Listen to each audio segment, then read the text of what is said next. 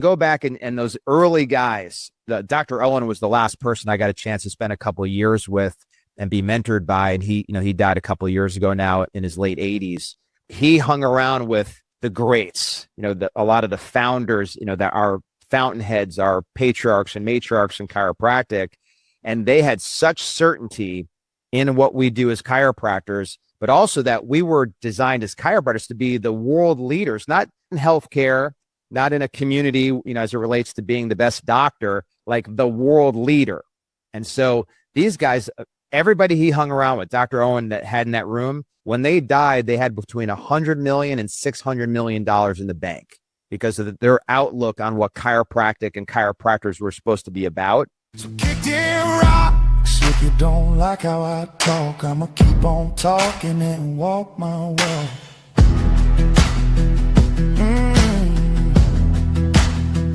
Let the haters talk, let the rumors fly. I ain't got time to wonder why.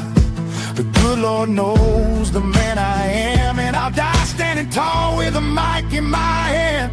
You can kick rocks if you don't like how I talk. I'ma keep on talking and walk my walk. Hey everybody, Dr. Baker here. I want to welcome you to the Rip It podcast. And the whole idea with Rip It podcast is how do we continue to inspire chiropractors, keep them attached to the innate philosophy of what chiropractic really is. And then as this gets out to where your everyday person, mom, dad, brother, sister, mother's hearing it, inspiring them to be extremely healthy as well. So with me on the show today, I got Dr. Ben Lerner, good friend of mine, been a coach of mine for a long time, doing big things, has done huge things in chiropractic care. I want to touch on a lot of this stuff. So Doc, welcome to the show. Hey, it's great to be here. Thanks for having me, Doc. Hey, I want to jump right into, at one point in practice, you were seeing around 2,000 visits a week. And at some point, there must have been this shift. And I want to use this because of a few things. Number one, I think there are chiropractors out there that are afraid to see volume because they're afraid they're not going to get as good a results or they won't deliver the same level of care. So I want to talk about some results and miracles you saw on the table. I think some chiropractors just to see that kind of volume just splits their cranium. And they're not even understanding what that would look like. So I'm going to go through literally the mechanics of it. But before we get into that, I want to talk about, there must have been some shift because you didn't walk out of school and just walk into, holy crap, there's 2,000 visits a week. Like there was some mindset shift and something you had to do to make that happen. Yeah, I think first of all, it's funny when people are like against it, like I'll get, letters or emails or something, how dare you see 2,000 a week? And I actually, somebody the other day said, I know you're that high volume guy. You recommend people seeing 300 a week. I'm not that high volume guy, no. But the purpose, of course, behind it is saving lives. So the idea always was, well, who doesn't deserve to hear about chiropractic and get an adjustment? I'm not trying to keep people out of the office. And if you're getting results, I also always wondered, how are you keeping them out of the office? Like the only reason we're seeing 2,000 a week is because it's working. As BJ Palmer said, the reason for success was easy, results. So as far as the shift that you're talking about, I got out of school and just wanted to have a good, successful practice. If I can get to 100 a day, it would have been amazing. And then it happened. We were doing really well. We got up to 600 a week really fast within just a few months. And then my dad died at 52 years old. And that's when I realized I wasn't doing enough. There's too many moms and dads, families out there that don't know about chiropractic, that I haven't been reaching. And that's when I decided not only was I going to build one practice much bigger than 100 a day, but many, many practices, wrote a book that became a New York Times bestseller that year. That's where I realized this has to get to the world. So I like to, when people share their story like that, I think everybody just bam, bam, bam, bam. And I want to go back and be a little more granular. And so you get out of school, was there a mentor? Was there somebody that you saw that was seeing volume? Like where did this idea of seeing even 100 a day is still a shat ton of people in a week? Where does that vision come from? Yeah, when I was in school, I was going to events that were being held by, the man. You had Sid Williams, who ran the school at the time, and the entire context of graduating and going to practice was volume. That was what was being taught. You were learning from all these amazing mentors, these icons in chiropractic, that the idea was go tell the world, go get the whole world under chiropractic care. So volume was the obvious side effect. So people really measured at the time, they measured their success by volume. Obviously, it isn't for everybody, but as far as my DNA goes, that's where I was brought up. My genetics are go save the planet. It was guys like Sid Williams. It was guys like Ian Grossum, Jim Sigafus. These are the guys seeing, thousands a week and teaching me why. I think that it's your reticular activating system, because again, that was being planted in you. And I've also seen, like, you and I both know Matt Paymer. His dad was seeing high volumes when Matt came out of school. High volume was just planted in him. And so it's amazing how the mind works, that when you start to see what other people can do, it starts to become a real thing for you. And it's a big reason why I wanted to bring that up, just so that when there's somebody listening to the show and they're thinking maybe they can't see volume, we start planting those seeds that it's totally doable. One quick thing on it, though, too, is that what can get lost is it's volume for the sake of volume. Like, I want to go be able to say I saw thousands. I've had people say it's just about the money, that, you want to make a lot of money off a lot of people. But I don't think anybody ever got to a lot of volume if it was about the money. People can see through that. It's about a person. So the Talmud says, if you save one life, you save the world. And even when I remember the first time I ever saw 500 in a day, there was actually a seminar in Orlando that I was Parker seminar. I go to the event and it was getting around, hey, this guy that's here saw 500 in one day. And people asked me about it. They said, how did you do it? What was that like? I said, you know what? I don't really know how I did it, but what I do remember is just Bob, and I remember Mary, and I remember the Smith family, and I remember this infant child with colic that I adjusted. Like, you remember one person, because the whole idea is people matter to God, and so we're not going to leave anybody out. So volume is really just about the fact that God's called us to go change the world and do that through reaching people, and I'm not going to lock anybody out of my doors.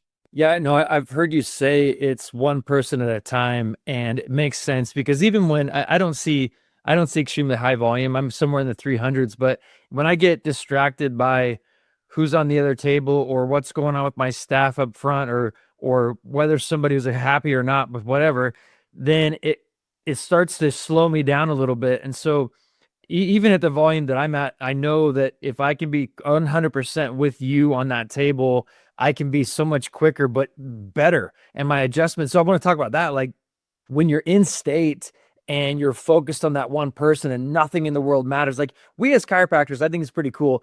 I don't know how you did it, but my phone's on airplane mode. It's completely gone. If my wife needs to get a hold of me, she calls the front desk and says emergency. Otherwise, I'm gone for 3 hours at a time. And I think that's a really cool thing that we get to do, is just escape from the world and dive into our craft and what we get to do with people. But how does that look in your 2,000-week practice? Like, really break it down for me. You walk into a room, did you have 3 tables, 5 tables? Are they all trained to do a certain thing? Are they ready for you? How do you do that? Yeah, first, you're right on it, which is it's your state. So a lot of effort went into, and still does go into, making sure that I'm in the right place before that shift starts and I ever walk in a room with a person. One of my mentors, and now one of my best friends, if not my best friend, Dr. Rob Schiffman, and my partner at Christ-Centered Chiropractic, I went to visit him when I was doing 1,000 a week and he was doing 2,000 to try to figure out the gap. And every time he kind of came by me, he was flying around, atlases being moved everywhere. He'd walk by me and go, I'm in a thoughtless state. I'm in a thoughtless state. I'm in a thoughtless state. And he repeated that to me like dozens of times throughout the day that I was hanging around trying to figure out the difference between where he was at 2,000 and where I was at 1,000. And so I went back and said, I've got to get in a thoughtless state. I can't let anything in. I've got to be just focused on me, God, and the bone. And so that takes a lot of preparation before the shift starts. Also takes a staff that knows, hey, your job is to protect my state. I don't want to find out about the copier breaking or the X-ray machine having an issue. As we say, don't put anything in my inbox. I'm focused. I'm not here. It's just me, God, and the bone. That's all that's here right now. And then I would say that to patients too.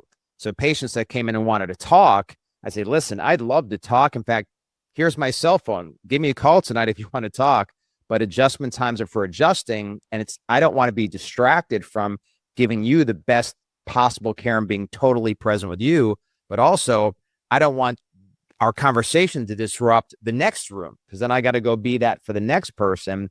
That's why these times are just for adjusting. You'd be amazed what can happen if you shut up and just adjust the people. You clear out about 1,000 visits a week of room just by being quiet. Yeah, no, I get it. I admit that I talk too much sometimes, and then I catch myself. Why? Why am I even talking about anything? If I'm truly a conduit, what words are even big enough to use? If we're really talking about being a tool for God to unleash healing in people, is there even any words that I could use that would not water that down? I don't think that there are.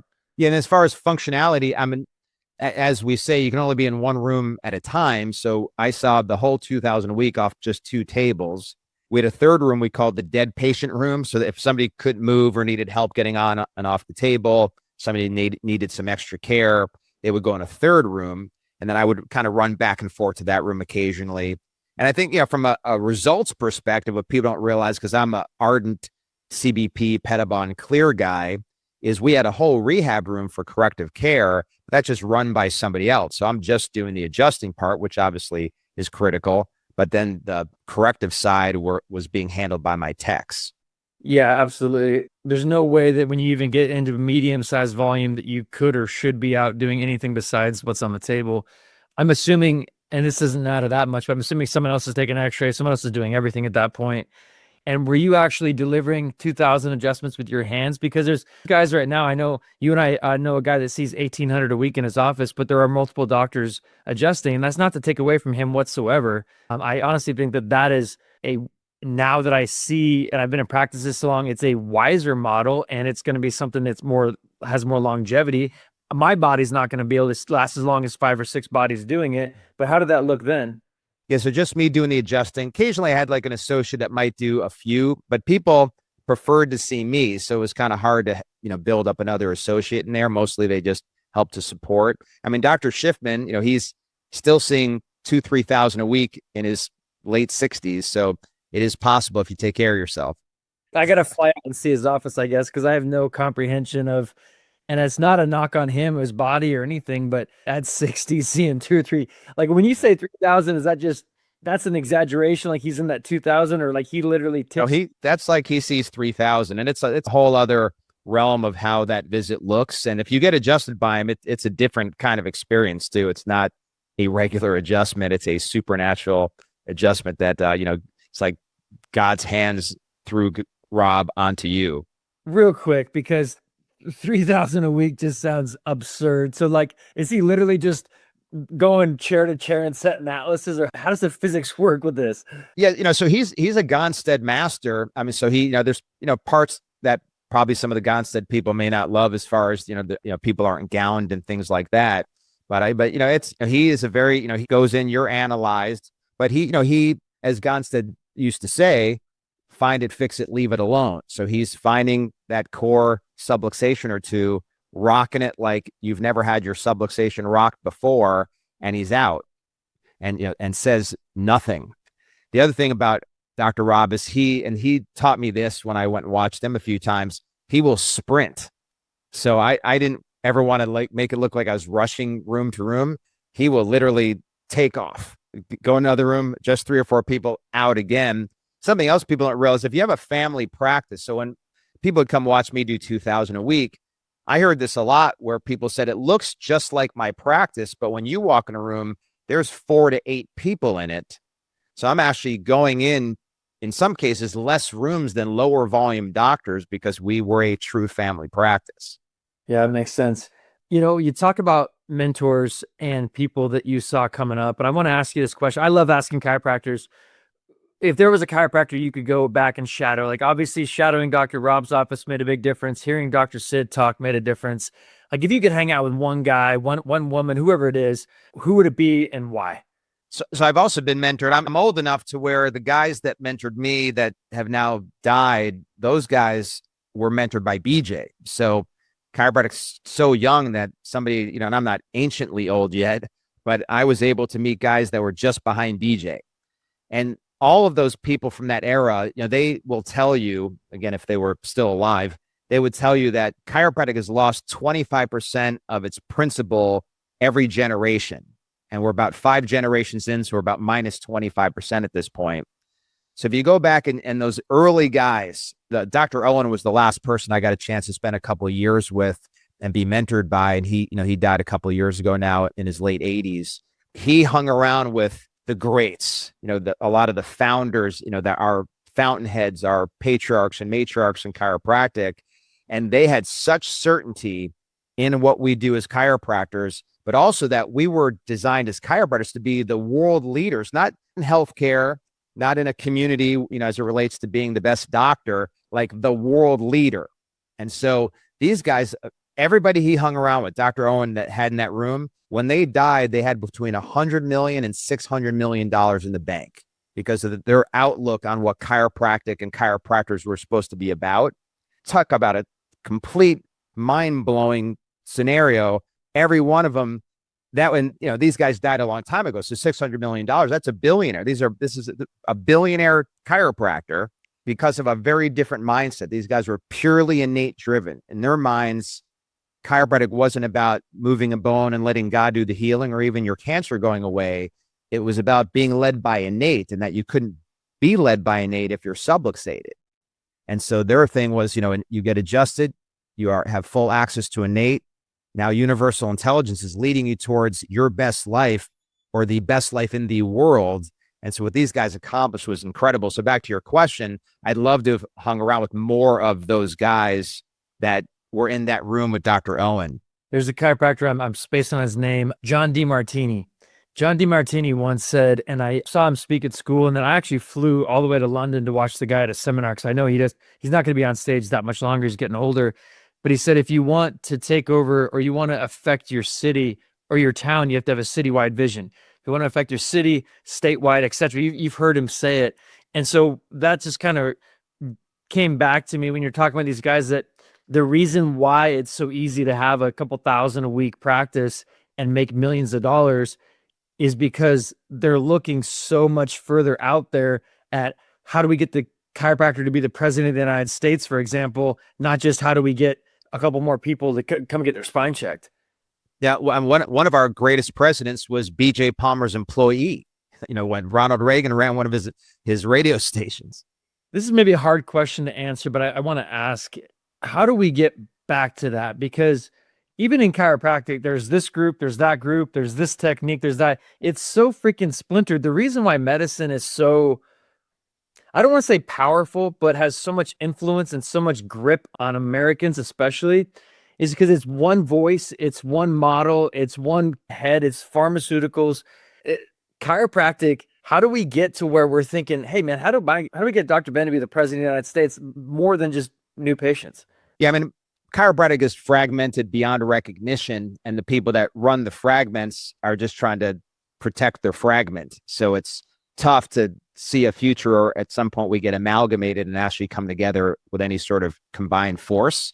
But at least within your fragment or within your group, to get back to where we are looking at, like Bill Harris, by the way, is the name of this guy that I would have liked to have hung around with, who would effectively be a billionaire as a chiropractor. He gave a lot of money back before he died years ago. He was giving millions back to the profession. But if you get around those guys, as an example, when I asked Dr. Owen, how come those people in your generation were so successful as compared to now, which is basically your question, he said, well, for one, if you spoke at like Lyceum and you were one of the speakers, and if you went longer than 5 minutes without talking about innate intelligence, you got booed off the stage. So we have to get back to the idea that you're getting adjusted to hear from God, to change the world, to be a leader. Dr. Owen worked for Gonstead, and actually Gonstead was his doctor even before he was a chiropractor. He saved his wife and his baby. I mean, amazing story. But Dr. Gonstead had this incredible location for his clinic that wasn't Mount Horeb. So Mount Horeb, with the airstrip and, looking over the whole city there. Originally, the actual clinic was just a corner clinic, really nice, best corner in town. And he asked Dr. Gonstead, why did you build Mount Horeb? Why did you build this thing in this incredible part of the city? He said, because chiropractors have to be the biggest thing in the city.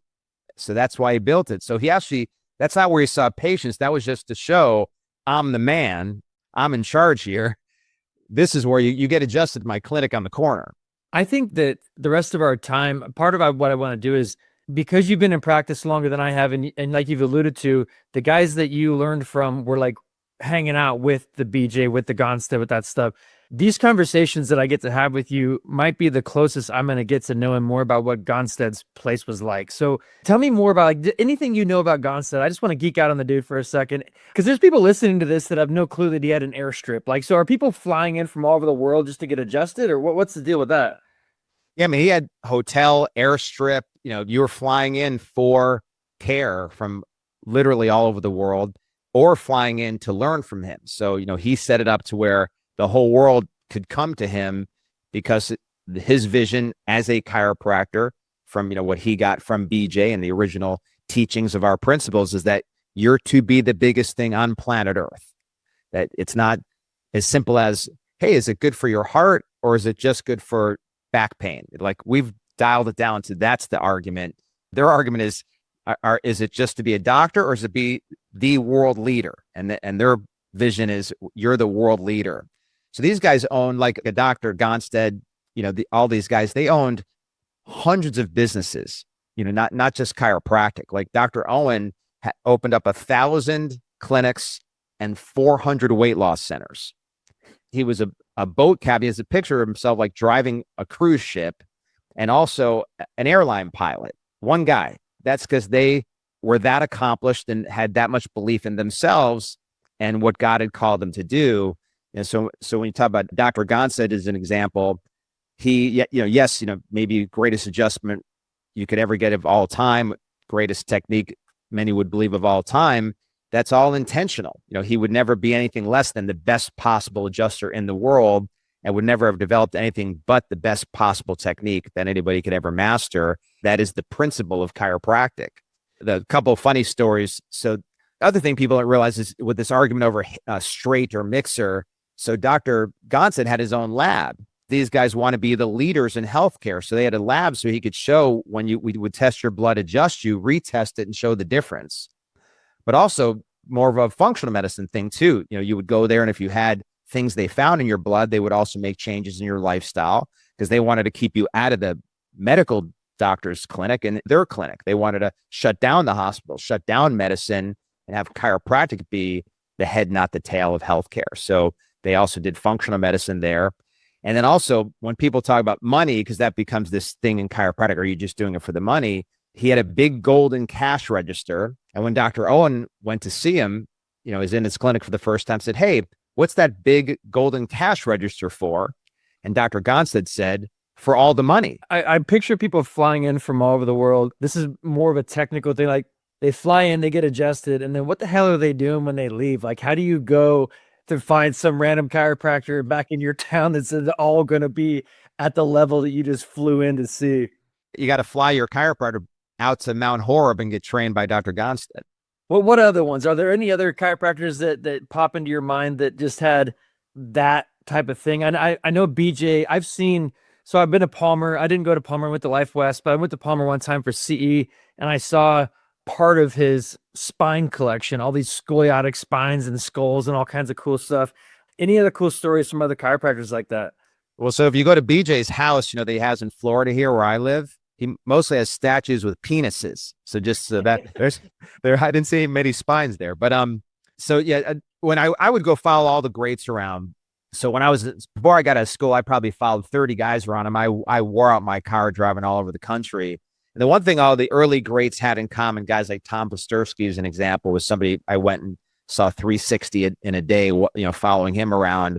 And a lot of guys did this is they were very intentional. So when they went in a room, if you were not a passionate follower of chiropractic, committed to the mission of chiropractic, then they were going to try to fix it on that visit. They didn't just go adjust and, if you weren't committed, just let you go. So they'd walk in the room. One thing they would always do, and this was very common amongst a lot of these elites at the time, they would have some joke they were telling, some bad joke. They go room to room, tell the same bad joke all day long. So Dr. Pasterski would say, hey, this girl wants to go on a date with me because she said I'm like a mushroom.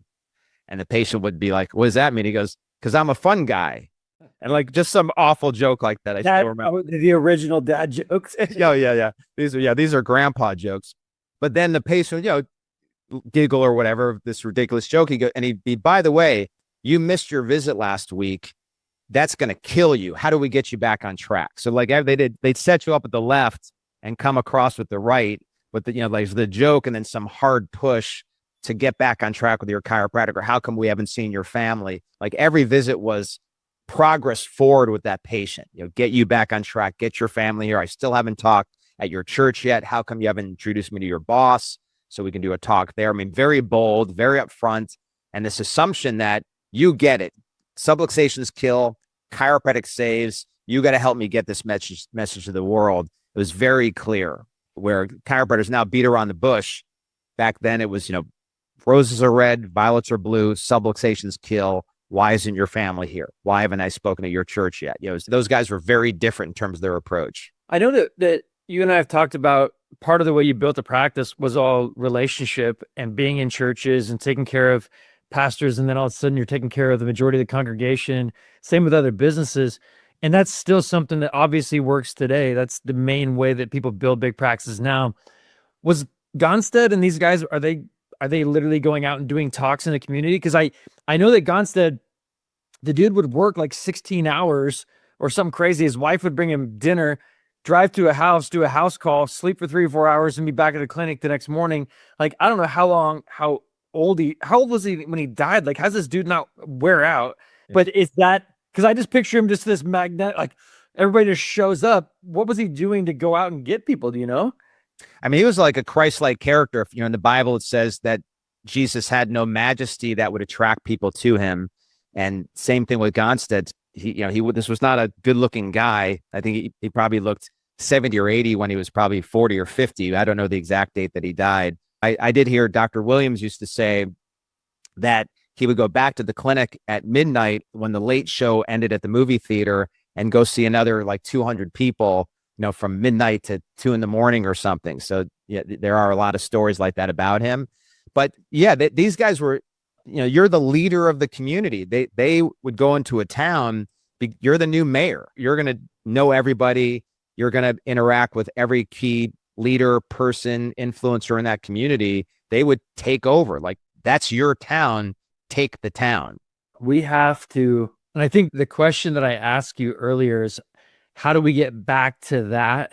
What keeps ringing in my mind is it's the mentality of it, because unless we have the mentality of that leads to having some sort of vision. And obviously we need God to deliver whatever vision that he wants us to have. Without that, I'm just going to go in and adjust people, rub some muscles, see if I can't build it a bit more to Blue Cross and how much more I can make. And when that check shows up each week, I'm going to be pretty excited about it. That's not the same mentality. Yeah, and when you really feel like God has planted you here to make a difference, puts a halo around the work. Like you feel like you've got this magnetism you talked about earlier, this emotional valence when you walk in and you're on a mission from God versus just trying to get to a certain volume or make a certain amount of money. That's why, even though the 2,000 a week and the 1,000 a week, I eventually had 5 clinics we're seeing about 15,500 a month. And, it wasn't about the volume. It was about the mission. We have a saying, you are the mission. I am the mission. And it gives you a different kind of life. I mean, I've had it, I've been around this chiropractic thing for a long time now. And I've got another level of satisfaction and fulfillment I think a lot of doctors don't have, because I have been a vessel for God to work through.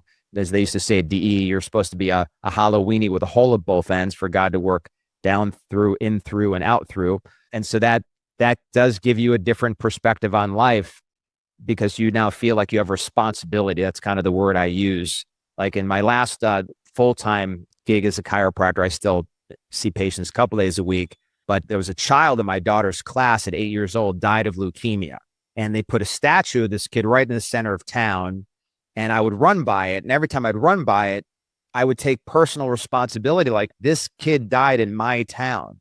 This was an unadjusted 8-year-old, had every vaccination known to man, I'm sure, every drug imaginable, obviously born subluxated. And no one ever told that family about the power of chiropractic or ever adjusted that child. That's on me. And so I would remind myself every time I would run by there. So immediately I'm like, I've got to get into the schools.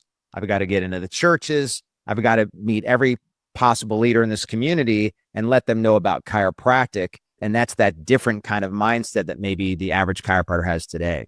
It also comes back to Dr. Rob was saying, being thoughtless, or when you lose your mind and you're not so stuck in the educated brain, because educated is got to answer the emails, educated is got to pay the bills. the innate driven is, I think it was Sisyphus. I think it was him. In between shifts, he would literally go out and sit on his boat in the middle of the lake and just sit there for 3 or 4 hours and go back. And there's new patients that were ringing off the hook.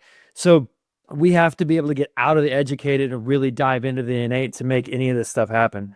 Yeah, and trust it. Like Sisyphus, he did some coaching before he passed on, and I was talking to some of his clients, and he would say, like, when doctors were, I'm not going to take a vacation, I can't do enough marketing, whatever they complain about, he said, what your problem is? He goes, you have more faith in marketing, money, and people than you do God. That, when he would go out on that boat and spend 3 hours, he has a faith that if he goes out there and connects with God, God's going to fill the practice. Doc, it's been great having you. I know you got a jam, but thanks for being on the show today, man. It was awesome. Yeah, this is a lot of fun. Appreciate it. Thanks for all you do. You are like one of the old school chiropractors committed to still changing the world. So I appreciate you. Absolutely.